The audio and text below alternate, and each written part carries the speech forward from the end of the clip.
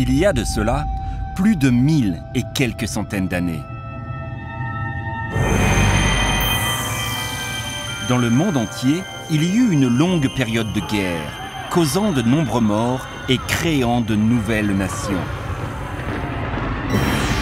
C'est ce qu'on appelle aujourd'hui l'ère tumultueuse.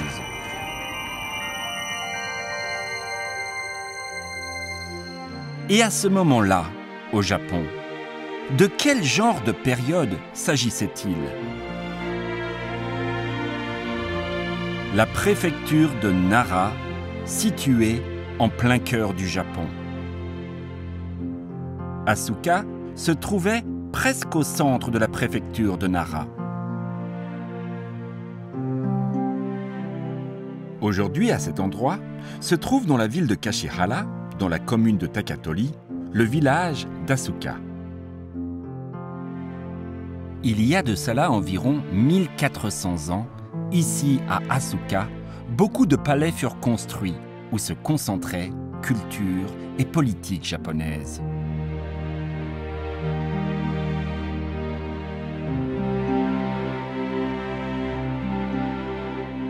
Tout a commencé par le défrichage d'une terre où ne se trouvait qu'un petit village.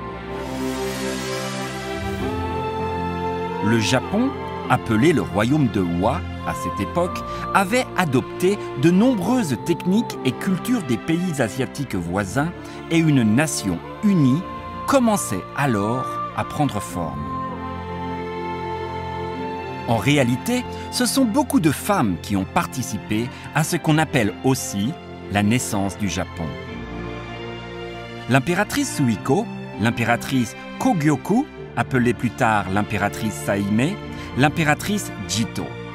Les impératrices dirigeantes qui se sont passionnées pour la construction de la nation sur cette terre d'Asuka. Nous allons décrypter ces intenses façons de vivre.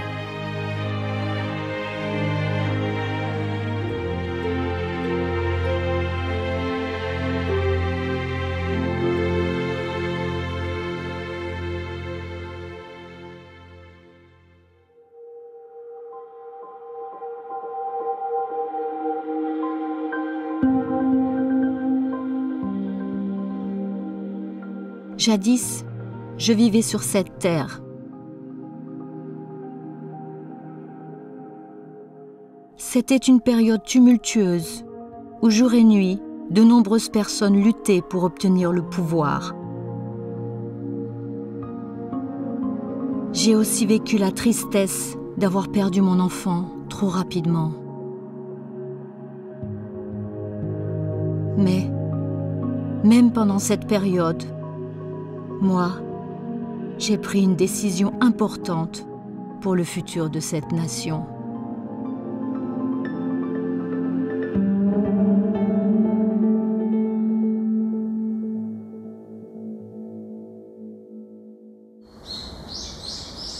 Le village d'Asuka, Toyura. Dans cette zone peuplée se trouve le temple Taishizan Kogenji.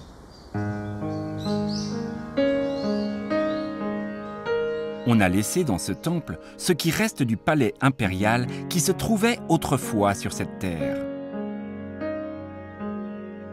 Ce sont des dalles datant d'environ 1400 ans. C'est là où la première impératrice du Japon, l'impératrice Suiko, fut intronisée. Dans le Nihon Shoki, la première histoire officielle de notre pays, ont été laissés les mots suivants. Son visage était brillant et son allure gracieuse.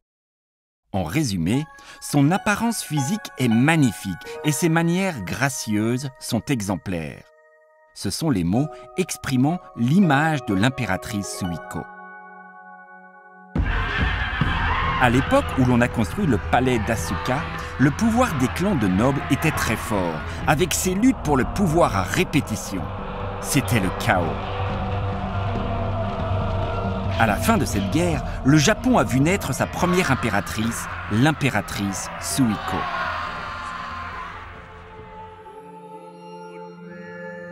elle s'est efforcée de réunir le Japon en une seule nation et l'un de ses grands mérites est d'avoir participé à l'essor du bouddhisme.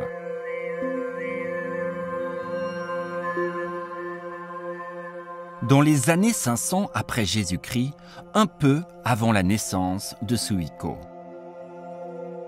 De Bakidje, en Corée, fut envoyé un Bouddha en bronze doré, ainsi que des sutras à son père, l'empereur Kinmei.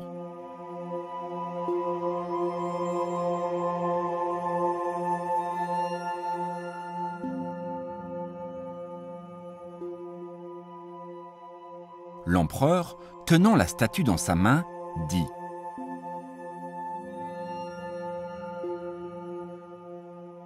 Le Bouddha a l'apparence majestueuse que nous a offert le pays de l'Ouest. Je n'en avais jamais vu de tel jusqu'à présent.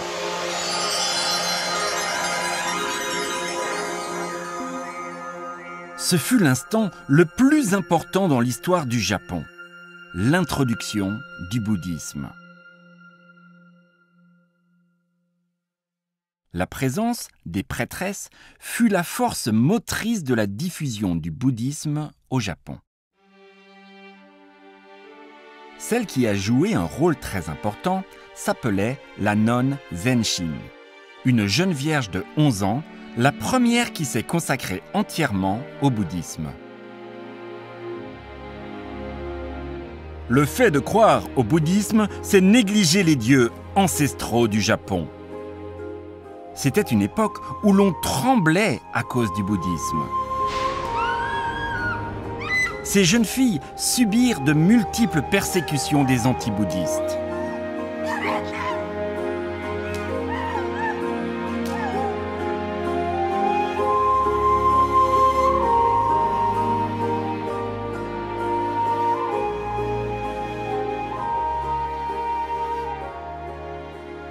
Après avoir enduré de nombreuses souffrances, la nonne Zenshin, à l'âge de 15 ans, partit à Bakidje pour y étudier. À son retour, elle mit tout en œuvre pour l'essor du bouddhisme. Sous l'influence de l'empereur Kinmei, l'impératrice Suiko aussi fut profondément impressionnée par l'enseignement du bouddhisme et fit en sorte qu'il serve de support à la construction de la nation. Qu'est-ce qui pourrait calmer le pays? Qu'est-ce qui pourrait rendre les gens plus heureux? Ce ne sont sûrement pas les politiques, ni les forces militaires. Je pense que le peuple doit vivre avec le cœur apaisé.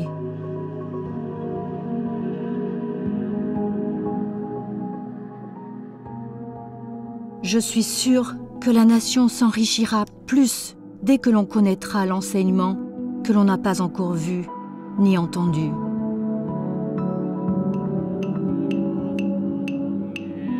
Vénère sincèrement le Bouddha, son enseignement et la communauté ordonnée. L'impératrice Suiko diffusa ainsi l'enseignement du bouddhisme et sa culture. Tout en continuant à vénérer les dieux ancestraux, elle respecta chaleureusement cette nouvelle forme de ce qu'on pourrait appeler Dieu, qu'est le bouddhisme.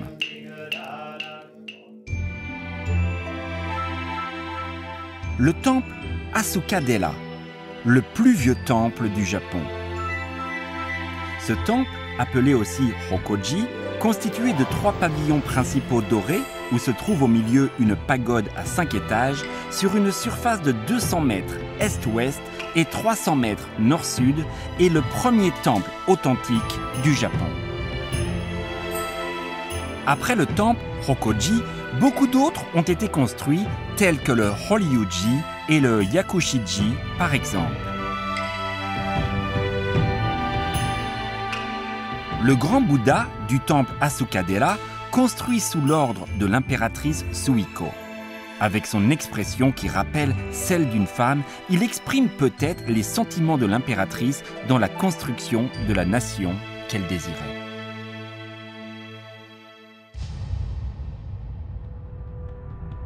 De la part de l'enfant céleste, du pays où le soleil se lève, à l'attention de l'enfant céleste, du pays où le soleil se couche. Est-ce que vous allez bien?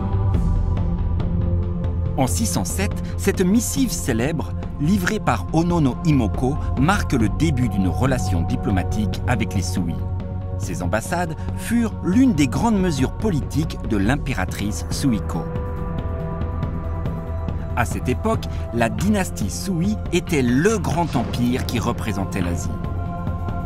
Le fait d'être reconnu par cet empire, c'est le premier pas pour la construction de la nation, pensa l'impératrice Suiko, et prit de nombreuses décisions de réforme après la première mission japonaise dans la Chine des Sui en 600.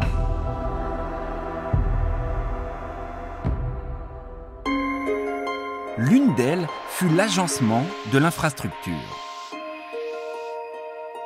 Pour rechercher des informations sur la situation du continent, une grande route appelée Yoko-Ooji a été construite pour faire venir activement les dernières techniques et cultures. En plus, j'ai pensé qu'en tant que nation, il était très important de former une institution pour faire participer à sa construction les gens dotés de dons intellectuels sans les mettre en conflit, et de réfléchir à comment les utiliser.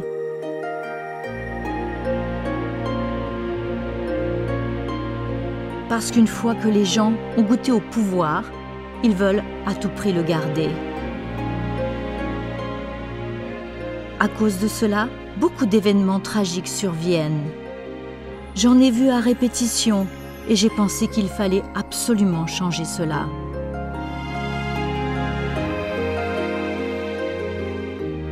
En 604, l'impératrice Suiko donne l'ordre à Soga no Umako et à son neveu le prince Umayato d'instaurer le système des 12 niveaux de rang. Le système des 12 niveaux de rang a changé les fondements de celui en place jusqu'à présent en instaurant une institution bureaucratique qui donne des fonctions et un rang à des particuliers selon leurs compétences. Jusqu'alors, le rang était déterminé de façon héréditaire. De plus, une constitution en 17 articles, dont le premier intitulé « Faire de l'harmonie la priorité » fut instaurée. Elle n'a pas pris de décision arbitraire. Il s'agit de la norme reconnue pour servir la nation. Comme cela, l'impératrice Suiko, tout en bénéficiant des conseils du prince Umayato, garda comme objectif de construire une nation forte aux yeux de la société internationale.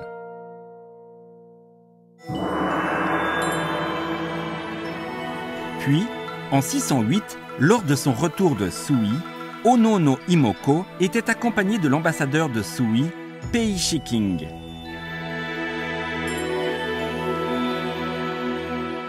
Dans la missive qu'il apporta, il était écrit un message de l'empereur Yangdi.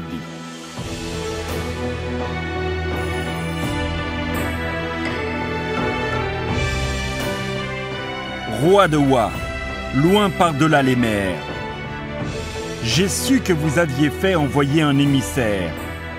Vous qui aimez votre peuple et qui gardez la paix dans votre pays. J'ai beaucoup apprécié ce geste. Du royaume de Wa vers le Japon. Comment l'ambassadeur du grand empire de Sui, Pei Shiking, a-t-il perçu le pays où le soleil se lève, qui était justement en train de changer?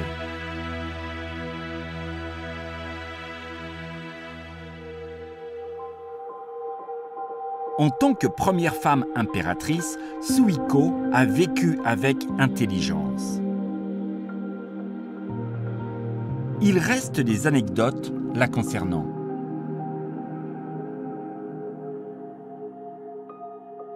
À cette époque, Soga no Umako, qui avait beaucoup de pouvoir, a réclamé la terre de Katsuragi, qui était alors sous le contrôle direct de l'impératrice.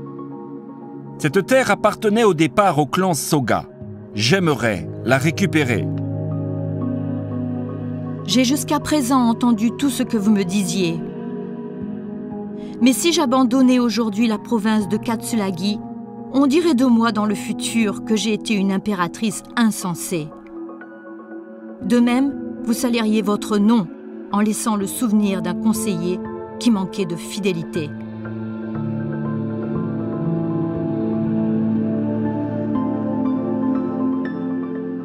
Elle n'a jamais pardonné l'opportunisme de Soga no Umako qui avait obtenu le pouvoir.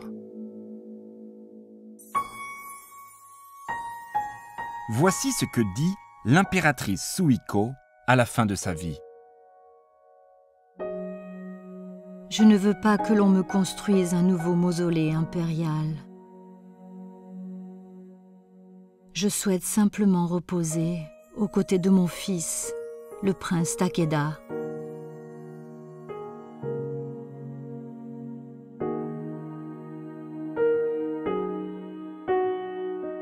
En 628, l'impératrice Suiko s'éteint à sa 36e année de règne après avoir cherché à construire une nation idéale en partant du chaos.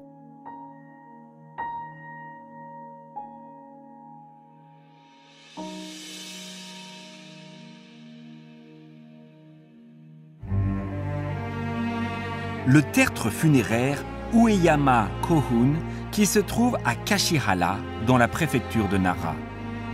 De l'excavation archéologique du tertre rectangulaire de 40 mètres d'est en ouest et 30 mètres du sud au nord, ont été retrouvés des sarcophages en pierre placés dans 2 tombeaux de pierre. Nous pensons qu'il s'agit du mausolée impérial où ont été inhumés l'impératrice Suiko et le prince Takeda. L'impératrice Suiko suivit sa route après avoir traversé courageusement ces terres tumultueuses. Il y avait là une belle impératrice pleine de sagesse. Toi, Asuka, la belle capitale. Toi, le Japon, qui a accordé la paix à de nombreuses personnes. J'aimerais tellement que cela dure éternellement.